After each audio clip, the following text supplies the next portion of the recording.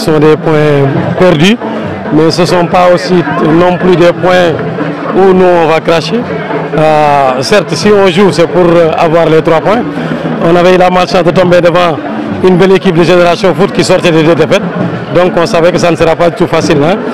Il ne faut pas que les gens n'oublient pas aussi qu'on joue avec des équipes qui ont des infrastructures. Aujourd'hui, Génération Foot a l'habitude, a la possibilité de s'entraîner 3 fois par jour.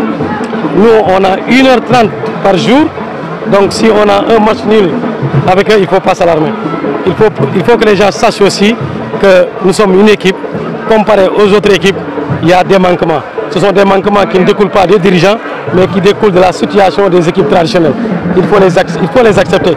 Aujourd'hui, c'est nul qu'on a devant une belle équipe de Génération Foot composée presque de 10 techniciens.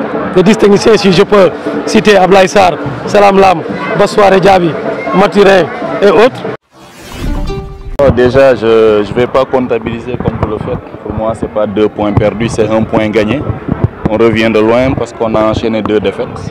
Ce n'est pas quelque chose de récurrent à Génération Foot. Donc, vous savez, si vous perdez 2 matchs d'affilée et que souvent vous ne le faites pas, il y a une certaine pression sur les jeunes, sur le staff. Il fallait se ressaisir. On voulait avoir les 3 points. Mais à défaut de prendre les 3 points quand même, on rentre avec 1 point et c'est déjà une bonne chose sur le moral des jeunes. Il nous a juste manqué de finition pour la deuxième mi-temps parce qu'en premier mi-temps, on a quand même voulu vraiment sécuriser, jouer avec un milieu qui va tout le temps rester équilibré.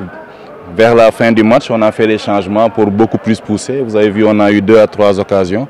Malheureusement, on n'a pas été réaliste. Et ce n'est que partie remise, on va reprendre le travail, continuer à travailler. Il reste encore beaucoup de matchs et beaucoup de points à prendre.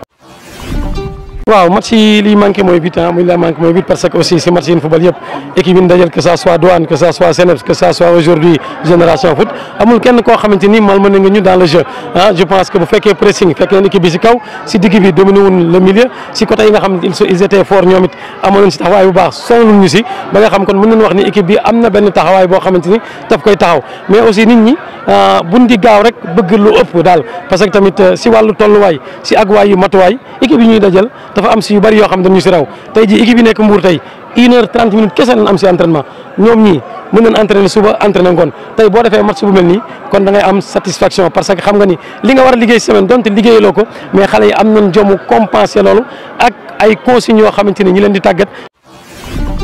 waaw man damay gën a jàpp gagner benn point bi. boo jógee ci ñaari défaite. boo amee benn point à l'extérieur je pense que lu baax la ci moralu joueurs yi. ñun entraîneurs yi mais aussi pour l'ensemble de Génération Foot mooy ci administratif yi ak ñëpp donc point bi nga xam te ni mën nañu mayaat doole ñu gën a dal waajal bu baax match bii di ñëw incha allah. yaakaaruma ni jàngoro la parce que bi ñuy démarrer gagné nañ premier match bi donc bu doon depuis premier match ñu ngi perte ñu naan jàngoro la yaakaar naa dañoo ñàkk ñaari match et ñàkkuñoo ak ay équipes yi nga xamante ni yaafus lañ ni ñuy wax dañoo ñàkk biir Tëngéej 1-0 vraiment match bi nga xamante ni bokk na ci match yu gën ci li ñu def ci côté contenu ñu ñëw keroog aussi ñàkk ak Jaraaf. te wax dëgg yàlla ku seetaan match bi tamit da ngay xam ne ci contenu bi bonnuñu woon donc ñun tiituñu en tout cas ñun staff bi peut-être ci bopp joueurs yi dinañ douter parce que yaa ngi perte ay match mais ku gis li xale yi di def da ngay xam ni match yi des na et forcément bii bi dina ñëw parce que li ñu gën a manqué quand même ren mooy bii bi parce que Génération Foot xam nañ ni chaque année day am joueur bu bokk ci meilleurs buteurs yi.